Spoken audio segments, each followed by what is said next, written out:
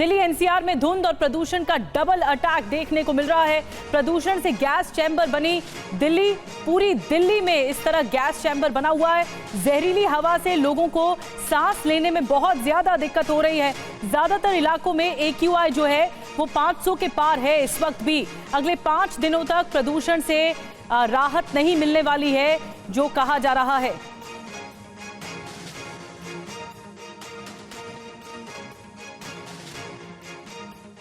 तो प्रदूषण से दिल्ली जहरीली गैस का चैम्बर बन गई है। ज्यादातर इलाकों में AQI 500 के पार हो गया है। प्रदूषण से गैस चैम्बर बनी है दिल्ली। देखिए कुछ तस्वीरें और डेटा आपको बता रहे हैं। अशोक विहार की अगर हम बात करें तो 500 तक AQI पहुंच गया है। साथ ही अलग अलग जगहों का हम दिखा रहे हैं। द्वारका का 500, जहांगीरपुरी का 500 है, मुंडका का भी 500 है, नजफगढ़ में भी 500 तक पहुंच गया है AQI। वहीं नेहरू नगर का AQI 500 है, नॉर्थ कैंपस का भी AQI 500 है, पटपड़गंज का 500, पंजाबी बाग का 500, रोहिणी का 500 और सोनिया विहार का भी 499 के करीब AQI पहुंच गया है।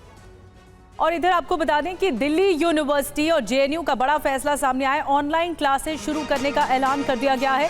22 नवंबर तक सभी क्लासेस ऑनलाइन होंगी। खतरनाक प्रदूषण की वजह से ये फैसला लिया गया है। तो यूनिवर्सिटीज भी अब ऑनलाइन क्लासेस शुरू करने का ऐलान किया जा चुका है विश्वविद्यालय की ओर से, और 22 नवंबर तक सभी क्लासेस ऑनलाइन रहेंगी, ये जानकारी दी गई है।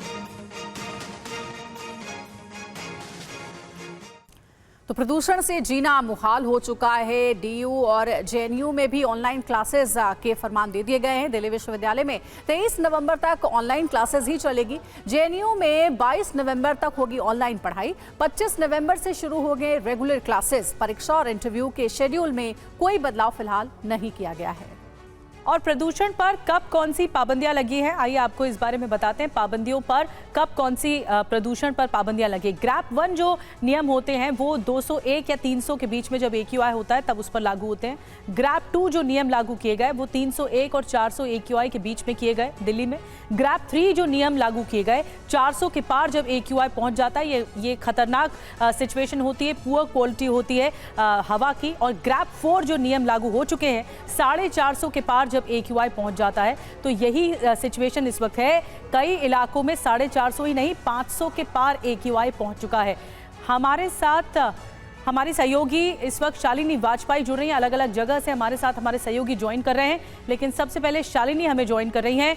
शालिनी, इस वक्त क्या सिचुएशन है, क्या बताया जा रहा है, कब तक राहत मिलेगी? क्योंकि हम लगातार देख रहे हैं इस पूरे वीक में पोल्यूशन हावी रहा। कई इलाकों में AQI 500 के पार अब भी है। तो प्रेजेंट सिचुएशन क्या है और क्या कहा जा रहा है, कब तक निपटारा हो सकता है पोल्यूशन पर? देखिए, मैं आपको बताऊं कि आज फिलहाल स्थिति जो है वो बहुत ही ज़्यादा खतरनाक है। 494 आज दिल्ली का एयर क्वालिटी इंडेक्स है, जो कि बहुत खतरनाक है। और फिलहाल एक हफ्ते की अगर बात करूं, जो कि मौसम विभाग की तरफ से जो अनुमान लगाया गया है, जो प्रेडिक्शन है उसका, कि इस हफ्ते फिलहाल जो हवा की गति है उसमें किसी भी तरह की कोई बदलाव नहीं हो रहा है। मतलब हवा की स्पीड ऐसे ही रहेगी, क्योंकि स्पीड नहीं बढ़ेगी। इस वजह से ना तो फॉग कम होने जा रहा है और ना ही स्मॉग। हवा की स्पीड जब तक तेज नहीं बढ़ेगी तब तक इसी तरह से धुंध की जो काली चादर है पूरे दिल्ली NCR में छाई रहेगी, और दिल्ली वासियों को इसी तरह की जो पोल्यूशन है उसके बीच ही रहना होगा। और इस वक्त मैं मंडी हाउस से भी अगर आपको दिखाने की कोशिश करूं कि कितना पोल्यूशन है, तो आप तस्वीरों में साफ देख सकते हैं कि दिल्ली के लोगों के लिए किस तरह से ये काली धुंध चारों तरफ से छाई हुई है। लोगों का इस धुंध में सांस लेना मुश्किल है। इसकी वजह से बच्चे स्कूल नहीं जा पा रहे, यूनिवर्सिटी में स्टूडेंट्स नहीं जा पा रहे। उसके अलावा ऑफिसेस के टाइमिंग जो है उसमें बदलाव करना पड़ा। तो बहुत कुछ बदला जा रहा है इस पोल्यूशन की वजह से। लोगों के लिए ये जो हालात हैं भी बहुत खराब स्थिति बनी हुई है। और डॉक्टर्स लोगों से कह रहे हैं कि सिर्फ बीमार लोग ही नहीं बल्कि जो स्वस्थ लोग हैं वो लोग भी बिल्कुल भी सड़क पर बाहर मत आए, बाहर मत निकले। जहां तक हो सके घर के अंदर रहें और खिड़की दरवाजे बंद रखें, क्योंकि जो बाहर का जो पोल्यूशन है वो आपके घर के अंदर भी पहुंच जाएगा। अगर आप खिड़की दरवाजे खोल कर रहते हैं वो आपको घर के अंदर भी बीमार कर सकता है। तो पोल्यूशन इस हद तक बढ़ चुका है दिल्ली वालों के लिए ये दिन फिलहाल बहुत मुश्किलों भरे हैं। और ये बात लोगों को भी जरूर समझनी चाहिए कि ग्राफ 4 लागू हो चुका है, तो अब तो कम से कम लोग जहां तक हो सके पब्लिक कन्वेंस का इस्तेमाल करें। हालांकि ये बात ग्राफ 3 में ही बोली गई थी कि पार्किंग चार्जेस बढ़ाए जाएं ताकि लोग ज्यादा से ज्यादा पब्लिक कन्वेंस का इस्तेमाल करें, निजी वाहन जो है वो लेकर बाहर ना निकले। ये बार बार कहा जा रहा है। शालिनी, सबसे ज्यादा खतरा बच्चों से लेकर बुजुर्गों तक फेफड़ों में इन्फेक्शन को लेकर है और साथ ही आंखों में लगातार जलन महसूस की जा रही है। ये सिचुएशन ग्रैप 4 में और ज्यादा खतरनाक है। नियम लागू हो चुके हैं। शालिनी, नजर बना के रखिए। फिलहाल आपका शुक्रिया।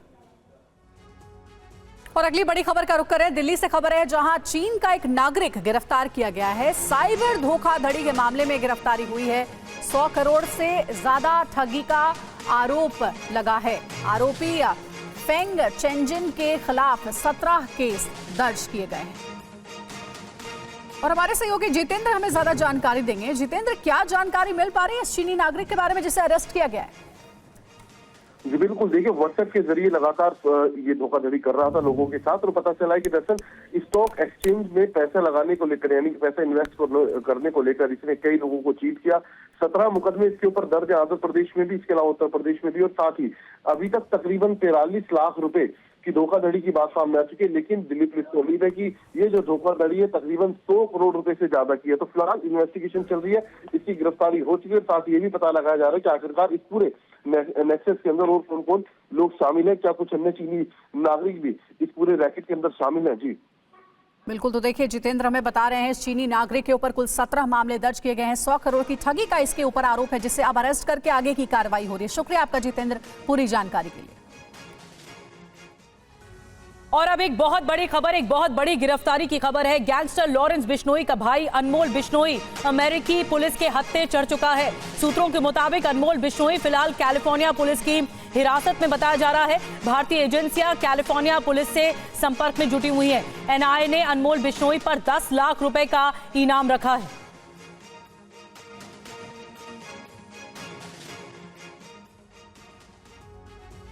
तो अमेरिकी अधिकारियों ने कुछ समय पहले गैंगस्टर अनमोल बिश्नोई के अपने देश में होने की पुष्टि की थी। इसके बाद मुंबई पुलिस ने अनमोल बिश्नोई के प्रत्यर्पण के लिए एक प्रस्ताव भेजा था। इसके कुछ दिनों के बाद यह घटनाक्रम सामने आया है। जांच एजेंसियों को काफी दिनों से गैंगस्टर अनमोल बिश्नोई की तलाश है। उसका भाई लॉरेंस बिश्नोई जेल में है। लॉरेंस की गैर मौजूदगी में अनमोल बिश्नोई ही गैंग ऑपरेट कर रहा है। अनमोल बिश्नोई जोधपुर जेल में सजा काट चुका है। 7 अक्टूबर 2021 को बेल पर रिहा हुआ था और जमानत मिलने के बाद से फरार है। जांच एजेंसियों के मुताबिक वो फर्जी पासपोर्ट पर भारत से भागा है। तो एनआईए की हिट लिस्ट में लगातार रहा गैंगस्टर अनमोल बिश्नोई। आपको बताते हैं कौन है अनमोल बिश्नोई। भारतीय सुरक्षा एजेंसियां गैंगस्टर अनमोल बिश्नोई की तलाश में लगातार जुटी रही। आपको बताते हैं क्या वजह रही। बाबा सिद्दीकी मर्डर केस में बड़ा आरोपी अनमोल बिश्नोई रहा। लॉरेंस बिश्नोई का भाई सिद्धू मूसेवाला जो पंजाबी सिंगर हत्याकांड में, इस केस में भी मुख्य आरोपी अनमोल बिश्नोई रहा। सलमान खान के घर जो फायरिंग का मामला अप्रैल में सामने आया था, इसमें भी आरोप जो है वो अनमोल बिश्नोई पर है और 18 से ज्यादा आपराधिक मामले इसके खिलाफ दर्ज हैं। हमारे साथ लगातार जानकारी के साथ बने हुए जितेंद्र शर्मा। जितेंद्र, कैलिफोर्निया पुलिस के संपर्क में है भारतीय जांच एजेंसियां। इस वक्त क्या डिटेल मिल रही है अनमोल बिश्नोई के बारे में? जी बिल्कुल, देखिए सूत्रों के हवाले से पता चला है कि तकरीबन 4 दिन पहले अनमोल बिश्नोई को अमेरिका कैलिफोर्निया के अंदर डिटेन किया गया। इसके अलावा अनमोल बिश्नोई के ऊपर हाल ही में एनआईए ने तकरीबन 10 लाख रुपए का इनाम घोषित किया था। साथ ही जो लॉरेंस का भाई अनमोल बिश्नोई, इसके खिलाफ रेड कॉर्नर नोटिस भी जारी हो चुका है। हाल ही में बाबा सिद्दीकी मर्डर केस के अंदर इसका नाम सामने आया था। सलमान खान के घर फायरिंग को लेकर नाम सामने आया। इसके अलावा उत्तर प्रदेश में, दिल्ली के अंदर, साथ ही हरियाणा में, पंजाब में, इन तमाम जो शहर हैं वहां पर जो कारोबारियों से अवैध उगाही की गई, उसमें भी अनमोल बिश्नोई का नाम सामने आ चुका है। बताया जा रहा है लॉरेंस गैंग को अनमोल बिश्नोई वहां से ऑपरेट कर रहा है। तो फिलहाल अनमोल बिश्नोई का हिरासत में लिया जाना एक बड़ी कामयाबी माना जा रहा है। लेकिन अब ये कोशिश की जा रही है हमारी भारतीय एजेंसियों के द्वारा कि जल्द से जल्द अनमोल बिश्नोई को हिंदुस्तान लाया जा सके। और साथ ही लगातार जो दिल्ली पुलिस है, इसके अलावा जो एनआईए है, साथ ही जो अलग अलग राज्यों की जो पुलिस है, वो लगातार कैलिफोर्निया पुलिस से संपर्क करने की कोशिश भी कर रहे हैं। लेकिन जो सूत्र हमें बता रहे हैं कि कैलिफोर्निया पुलिस कनाडा पुलिस के संपर्क में, हो सकता है कनाडा को अनमोल बिश्नोई को सौंप दिया जाए। जी, बड़ी जानकारी दे रहे हैं आप जितेंद्र, बहुत बहुत शुक्रिया आपका। तो गैंगस्टर अनमोल बिश्नोई कामयाबी तो है कि यूएस में पकड़ा गया, अमेरिका में पकड़ा गया है, लेकिन अब सबसे बड़ी चुनौती होगी कि इसे भारत कैसे लाया जाता है। कैलिफोर्निया पुलिस के संपर्क में है भारतीय जांच एजेंसियां। और अगली खबर का रुख करते हैं। महाराष्ट्र के पूर्व गृह मंत्री अनिल देशमुख पर अटैक हुआ है। अनिल देशमुख के सिर में चोट लग गई। नागपुर के काटोल इलाके में हमला हुआ। अज्ञात लोगों ने कार पर पत्थर तक फेंके हैं। ये देखिए, उसी दौरान का वीडियो आपको दिखा रहे हैं। अनिल देशमुख पर हमला हुआ है, पत्थर फेंके गए हैं उनकी गाड़ी पर। शाम में तकरीबन 8 बजे के आसपास एक घटना घटी। पारटशिंगा बोलकर के गांव है जो कि काटोल विधानसभा क्षेत्र में है। यहाँ पर श्री अनिल देशमुख अपना सभा कंप्लीट करके नरखेड़ की तरफ से काटोल की तरफ की ओर आ रहे थे। रोड के एक आइसोलेटेड भाग पे उनके प्राथमिक इन्फॉर्मेशन के मुताबिक उनके गाड़ी पर पथराव हुई। इस इंसिडेंट में उन्हें इंजरी भी हुई है। ये जो घटना घटी है इससे बहुत गंभीर रूप से नागपुर ग्रामीण पुलिस ले रही है और फौरन इन्वेस्टिगेशन शुरू कर दिया गया है। और वहीं अनिल देशमुख पर हुए हमले के बाद उनके बेटे सलिल देशमुख और उद्धव की पार्टी के प्रवक्ता ने क्या कहा है, आपको उनका बयान सुनवाते हैं। काटोल में वहाँ पे पुलिस स्टेशन पे मैं जाने के बाद में लोगों को शांतता का आह्वान किया। वहाँ पर जो लोग अनिल बाबू देशमुख जी के साथ थे उनने वहाँ पे कंप्लेंट भी दर्ज कराई है। वहाँ पे बहुत हजारों के तादाद में लोग वहाँ पे पहुँचे थे। लोगों को हमने शांतता रखने का आह्वान किया है। लेकिन ये कौन सी गंदी राजनीति विपक्षों ने शुरू की है? उनका संशय है कि हो सकता है कि भाजपा के कार्यकर्ता हूं। पता नहीं सही है गलत है, इसकी तो जांच के बाद ही पता चलेगी। लेकिन जिन उपद्रवियों ने ये हमला करने की कोशिश की है, पूर्व गृह मंत्री अगर हमारे राज्य में सुरक्षित नहीं है, अरे चुनाव में हम मुद्दों की बात करनी चाहिए, चुनाव में विकास की बात होना चाहिए। ये हिंसा उपद्रव, ये कैसी गंदी राजनीति आ गई? हम इस घटना का निषेध करते हैं, निंदा करते हैं और महाराष्ट्र पुलिस से और जो भी हमारे सिस्टम है प्रशासन से मांग करते हैं कि दोषियों को पकड़कर इसकी पूरी जांच की जानी चाहिए, कड़ी से कड़ी कार्रवाई करनी चाहिए। और आइए अब खबरों में आगे बढ़ेंगे, सीधे रुख करेंगे ब्राजील का, जहां पर आयोजित हुई है G20 समिट। और इसी से बड़ी खबर ये आ रही है कि प्रधानमंत्री मोदी ने G20 समिट में back to basics march to future मंत्र दिया है। वैश्विक संस्थाओं में सुधार की वकालत पीएम मोदी की ओर से की गई है। एक पृथ्वी, एक परिवार, एक भविष्य की थीम को प्रासंगिक बताया है। पीएम मोदी ने फ्रांस के राष्ट्रपति मैक्रोन, ब्रिटिश प्रधानमंत्री कीर स्टारमर समेत कई राष्ट्राध्यक्षों से बायलैटरल टॉक्स किए हैं।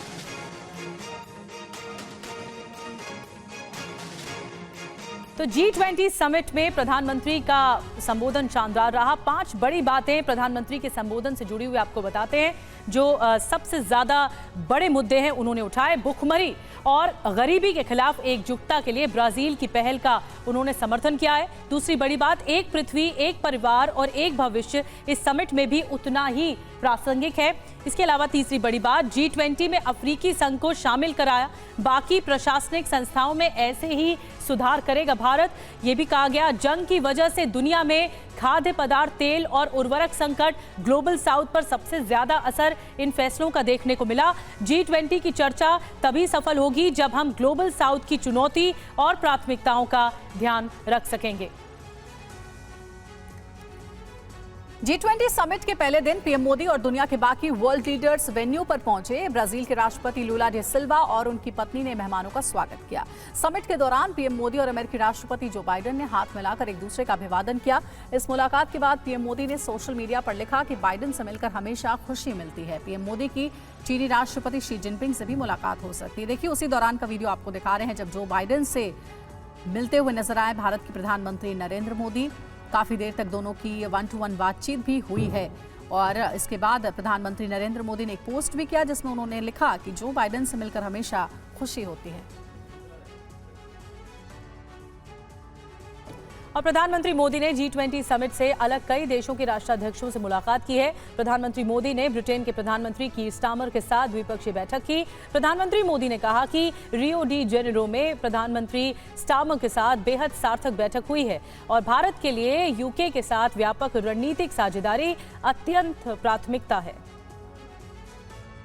और वहीं पीएम मोदी आज G20 समिट के तीसरे सत्र में शामिल होंगे, जिसका विषय है सतत विकास और ऊर्जा संक्रमण। और इसके साथ ही पीएम मोदी कई देशों के राष्ट्राध्यक्षों के साथ द्विपक्षीय बैठक भी करेंगे।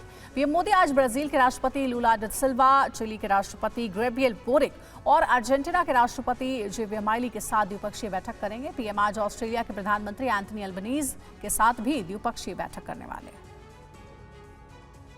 और भारत की कूटनीतिक जीत है, बैकफुट पर कैसे चीन आ चुका है, आपको ये बताते हैं कि किस तरह से चीन ने ये कहा है कि प्रधानमंत्री मोदी और शी जिनपिंग के बीच कई मुद्दों पर बनी आम सहमति को वो लागू करने को तैयार है। तो देखिए, ब्राजील में G20 समिट से अलग मोदी और जिनपिंग के बीच जो मुलाकात की संभावनाओं के बारे में पूछे जाने पर चीनी विदेश मंत्रालय के प्रवक्ता लिन जियान ने क्या कुछ कहा है, आपको ये बता रहे हैं। चीन दोनों देशों के नेताओं के बीच अहम मुद्दों पर बनी आम सहमति को लागू करने, संवाद और सहयोग बढ़ाने और रणनीतिक आपसी विश्वास को बढ़ावा देने के लिए भारत के साथ मिलकर काम करने को तैयार है। हालांकि चीनी विदेश मंत्रालय ने G20 समिट से अलग मोदी जिनपिंग की मुलाकात के बारे में कोई जवाब नहीं दिया। पिछले महीने रूस के कजान में ब्रिक्स शिखर सम्मेलन के दौरान मोदी और जिनपिंग के बीच करीब 50 मिनट बातचीत हुई थी। और अब बात करते हैं, आगे बढ़ते हैं, कांग्रेस नेता राहुल गांधी की बात करते हैं, उनके अमृतसर दौरे की बात करते हैं। राहुल गांधी कल अमृतसर में गोल्डन टेम्पल में पहुंचे और अरदास उन्होंने की। राहुल गांधी ने गोल्डन टेम्पल में माथा टेकने के बाद पानी पिलाने की सेवा की। ये तस्वीरें आप देख रहे हैं। राहुल पिछले साल 2 अक्टूबर को गोल्डन टेम्पल आए थे, तब उन्होंने झूठे बर्तन धोए भी थे और जूते संभालने की जो सेवा होती है गुरुद्वारे में, वो उन्होंने संभाली थी। ये तस्वीरें आपको हम दिखा रहे हैं। अमृतसर में जब राहुल गांधी पहुंचे तो उन्होंने सेवा की, जो गुरुद्वारे में सेवा भाव का काम होता है, ये राहुल गांधी ने किया और लोगों को पानी पिलाया। जो लोगों के जूते रहे उन्हें संभालने की सेवा भी एक बार राहुल गांधी की ओर से की जा चुकी है। उत्तर प्रदेश AIMIM अध्यक्ष शौकत अली ने कांवड़ियों को लेकर विवादित बयान दिया है। शौकत अली कुंदरकी सीट पर AIMIM प्रत्याशी हाफिज वारिस अली के लिए जनसभा करने पहुंचे थे। इसी दौरान उन्होंने कहा कि 2 महीने कांवड़िए सड़कों पर हुड़दंग मचाते हैं और पुलिस प्रशासन उनके पैर धोता है। अगर हम 2 मिनट सड़क पर नमाज पढ़ ले तो शोर मच जाता है। हम नमाज पढ़ लेंगे, 2 मिनट की नमाज पढ़ लिया, नमाज। अरे ये सड़कें किसी के बाप की नहीं है। 2 महीना कांवड़ यात्रा, सावन के महीने में नेशनल हाईवे को बंद करा करके पुलिस डिपार्टमेंट के लोग कांवड़ियों के पैर धुलते हैं और कांवड़िए बेचारे माशाअल्लाह लेकर के मस्त रहते, चिलम भी मारते हैं, शराब भी पिए रहते, हुड़दंग भी मचाते हैं, गाड़ियां भी तोड़ देते हैं। लेकिन हमारा पुलिस डिपार्टमेंट जाकर के उनके पैरों में मरहम लगाता है, हेलीकॉप्टर से उनके ऊपर फूल बरसाता है। और हम नमाज पढ़ लिए, 2 मिनट की नमाज पढ़ लिया। आगे बढ़ेंगे। रैगिंग ने एक और होनहार छात्र की जान ले ली है। गुजरात में पाटन में GMERS मेडिकल कॉलेज में फर्स्ट ईयर के MBBS छात्र की मौत हो गई। रैगिंग से मौत पर मेडिकल कॉलेज के डीन डॉक्टर हार्दिक शाह ने क्या कहा है पूरे मामले पर, सुनाते हैं आपको। हमें स्टूडेंट से बात के पता चला कि भाई वो बच्चे 3 घंटे से खड़े रहे थे और उनको इंट्रोडक्शंस की एक प्रोसेस कर रहे थे सीनियर और जूनियर बैच के बीच में। तो हमें एक डाउट हुआ कि एक रैगिंग जैसा इश्यू है कि नहीं। So ultimately we inform the police within half an hour. जो 27 स्टूडेंट्स थे, 16 अक्यूज्ड एंड 11 विक्टिम, उनके स्टेटमेंट लिए we have suspended the 15 students from the academic activity. और आइए अब आपको सिलसिलेवार तरीके से पूरा घटनाक्रम बताते हैं कि हुआ क्या। MBBS छात्र अनिल मेथानिया, दरअसल उसकी मौत हुई है। जूनियर छात्रों की सीनियर्स ने रैगिंग की थी और सीनियर्स ने छात्र को 3 घंटे तक खड़ा करके रखा और अनिल को डांस के लिए मजबूर किया गया और छात्र बेहोश हो गया। उसके बाद अस्पताल में उसे भर्ती कराया गया। अनिल मेथानिया ने पुलिस को बयान भी दिया है। बयान देने के तुरंत बाद अनिल की मौत हुई है। कॉलेज में एंटी रैगिंग कमेटी की बैठक हुई। जूनियर छात्रों के बयान में रैगिंग का खुलासा भी हुआ है। 15 सीनियर्स पर FIR कॉलेज से सस्पेंड भी किया गया है। आगे बढ़ते हैं। यूपी से खबर है जहां हाथरस में शादी के ठीक पहले दूल्हे की मौत से खुशियां मातम में बदल गई। दूल्हा परिजनों के साथ डांस कर रहा था, तभी गश खाकर गिरा और फिर उठा ही नहीं। डॉक्टरों के मुताबिक साइलेंट हार्ट अटैक की वजह से शिवम की मौत हो गई। शिवम की शादी की खुशियां पल भर में मातम में बदल गई। और साथ ही आपको जानकारी दे देते हैं कि कहा जा रहा है कि अचानक आखिर मौत कैसे हुई। मृतक शख्स के परिजनों ने इस बारे में क्या कहा, सुनिए। अटैक हुआ, भात का कार्यक्रम चल रहा, उसी टाइम वो बैठे हुए थे तो एक संग गिरे, जैसे ही उनके क्या कहते हैं टोंटे ऐसी बन के उठ के प्राण निकल गए। आगे बढ़ेंगे। इंडियन कोस्ट गार्ड के जहाज ने 7 भारतीय मछुआरों को बचा लिया है। पाकिस्तानी मैरीटाइम सिक्योरिटी एजेंसी का जहाज PMS नुसरत इन मछुआरों को जबरदस्ती गिरफ्तार करके अपनी सीमा पर ले जा रहा था और 17 नवंबर 2024 की दोपहर 3:30 बजे भारतीय जहाज ICG अग्रिम के पास एक इमरजेंसी कॉल तक आई और ये एक डिस्ट्रेस कॉल थी, यानी मदद के लिए बुलावा था। ये कॉल आई थी भारतीय फिशिंग बोट काल भैरव से, जो नो फिशिंग जोन के पास मछली पकड़ रहा था। इसे पाकिस्तानी जहाज ने इंटरसेप्ट कर लिया था। उस पर मौजूद 7 मछुआरों को पकड़कर पाकिस्तान ले जाने का प्लान बनाया गया और लेकिन फिर ICG अग्रिम ने फुल स्पीड में जाकर पाकिस्तान जहाज नुसरत को रोक दिया। पाकिस्तानी जहाज का पीछा करते भारतीय जहाज की तस्वीरें भी सामने आई हैं। आप जो देख रहे हैं, आखिरकार पाकिस्तानी जहाज ने मछुआरों को छोड़ दिया है, इन 7 मछुआरों को छोड़ दिया है। और अब बात करेंगे भारत की हाइपरसोनिक मिसाइल ताकत की, जिससे DRDO ने दुनिया को हैरान कर दिया है। दरअसल हाल ही में DRDO ने हाइपरसोनिक मिसाइल का सफल परीक्षण किया। ऐसा कर भारत ने इतिहास रच दिया है। भारत ऐसा करने वाला दुनिया का 4था देश बन चुका है। अब भारत के पड़ोसी दुश्मन देशों की सांसें अटकी हुई हैं। चीन और पाकिस्तान परेशान है। शी जिनपिंग को अपने विस्तारवादी मंसूबों के ध्वस्त होने का डर सताने लगा है। वहीं इस्लामाबाद में भी बैठकों का दौर जारी है। सवाल है कि भारत की हाइपरसोनिक शक्ति से आयरन ब्रदर्स में इतनी खलबली क्यों है, इस रिपोर्ट में देखिए। बीते 48 घंटे से बीजिंग में बैठे जिनपिंग की सांसें फूली हैं, तो इस्लामाबाद में शहबाज शरीफ और पाकिस्तान आर्मी चीफ आसिफ मुनीर की टेंशन हाई है।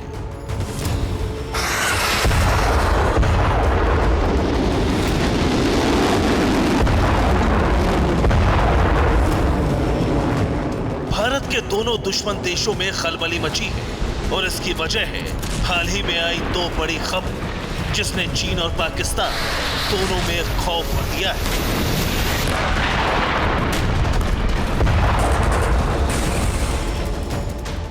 चीन और पाकिस्तान की टेंशन बढ़ाने वाली पहली खबर है भारत का पहला long range hypersonic missile test और number 2 Su-30 MKI fighter jet का ब्रह्मोस अपग्रेड। 3, 2, 1 now। ये तस्वीरें नए भारत की बढ़ती शक्ति का प्रतीक है। इस बात की गवाह है कि मिलिट्री पावर के क्षेत्र में भारत कैसे अपनी ताकत बढ़ा रहा है।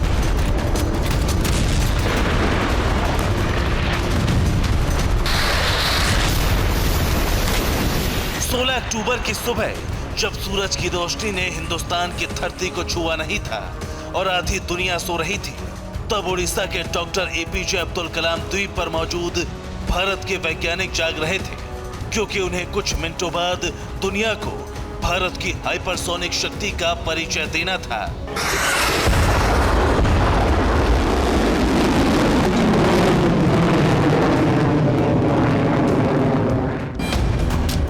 अक्टूबर की सुबह DRDO ने long range hypersonic missile test किया। ये भारत का पहला long range hypersonic missile test है। DRDO का दावा है कि ये टेस्ट पूरी तरह से सफल रहा। मिसाइल ने 100% सटीकता से अपने टारगेट को हिट किया। इस हाइपरसोनिक मिसाइल की खास बात यह है कि इसे पूरी तरह से स्वदेशी तकनीक पर आधारित किया गया है, यानी भारत ने इस हाइपरसोनिक मिसाइल को पूरी तरह से स्वदेश में बनाया है। DRDO ने इस मिसाइल को हैदराबाद स्थित doctor APJ Abdul Kalam complex के साथ मिलकर विकसित किया है।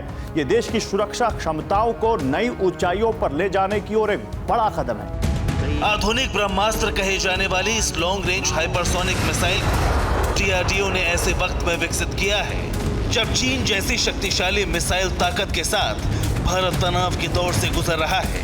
इसके साथ ही पाकिस्तान भी भारत को जख्म देने के लिए नई नई साजिशें रचता रहता है। ऐसे में इस हाइपरसोनिक मिसाइल टेस्ट ने भारत को सुरक्षा के भाव और गर्व से भर दिया है, जिसकी वजह है मिसाइल की खासियत और दुश्मन को तबाह करने वाली असीम शक्ति।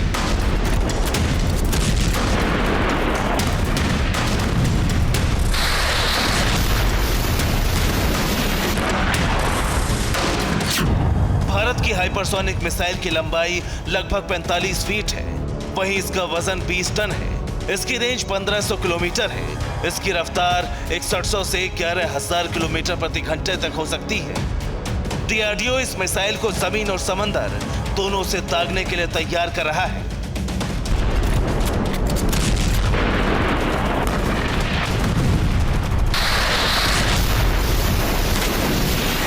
बीते कुछ सालों से दुनिया के अलग अलग हिस्सों में युद्ध की चिंगारी भड़की हुई है, जिसे देखते हुए भारत के लिए हाइपरसोनिक ताकत हासिल करना बेहद जरूरी माना जा रहा था।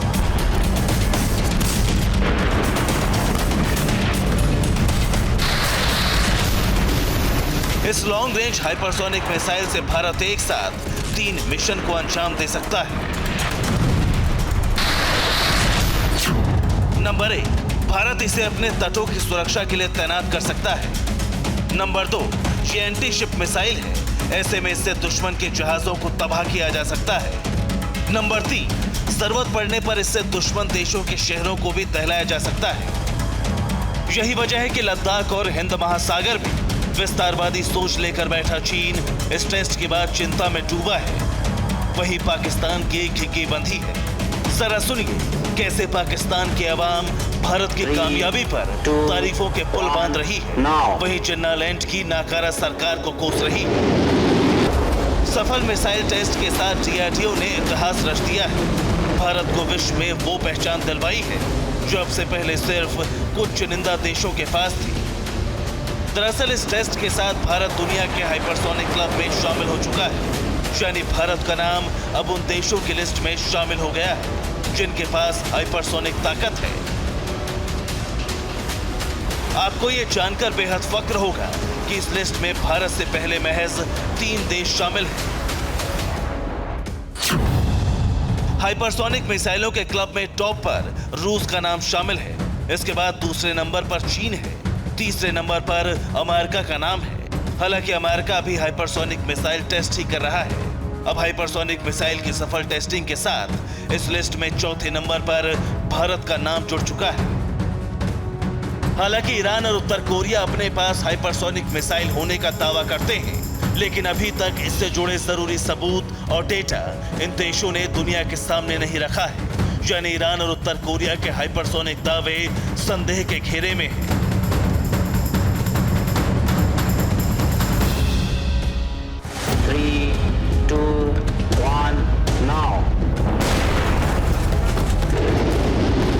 लेकिन भारत ने न सिर्फ अपने हाइपरसोनिक टेस्ट के सफल होने के सबूत दिए, बल्कि वीडियो जारी कर इस पर पक्की मोहर भी लगाई।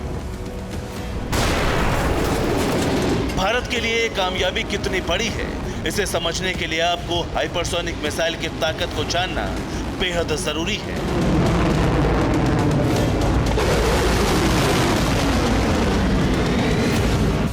दरअसल हाइपरसोनिक मिसाइलें 6100 किलोमीटर प्रति घंटे से ज्यादा की रफ्तार से उड़ने वाली मिसाइलें होती हैं। ये हवा में अपना रास्ता और टारगेट बदल सकती हैं। इनकी तेज रफ्तार और टारगेट बदलने की क्षमता ही इन्हें बेहद घातक हथियार बनाती है। इसी वजह से इन्हें किसी भी आधुनिक एयर डिफेंस सिस्टम से मार गिराना लगभग असंभव है। भारत जहां एक तरफ अपनी हाइपरसोनिक शक्ति बढ़ा रहा है, वहीं अपनी आसमानी ताकत को भी दोगुनी करने वाला है, ताकि भारतीय वायुसेना को बेहद मजबूत किया जा सके।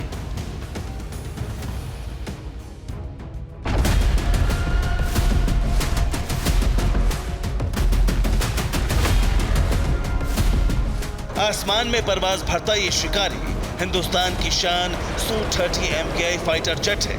कुछ साल पहले भारत ने इस पर ब्रह्मोस मिसाइलें तैनात करके आसमान का अजय योद्धा बना दिया था।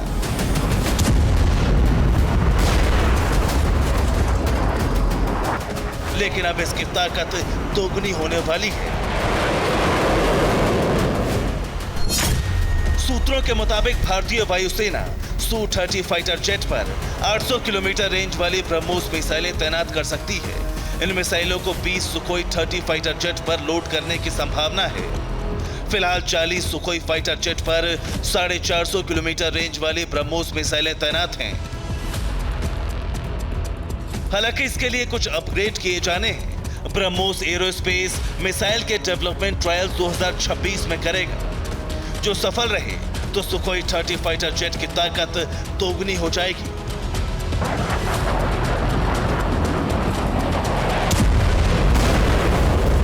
रेंज बढ़ने से भारतीय वायुसेना के सुखोई विमान और भी ज्यादा घातक हो जाएंगे।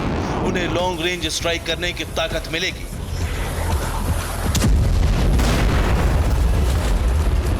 भारतीय वायुसेना जहां अपने दुश्मन के क्षेत्रों में गहराई तक लक्ष्यों को निशाना बनाने में सक्षम होगी, वहीं दुश्मन के विमानों की 800 किलोमीटर दूर से ही धज्जियां उड़ा सकेगी।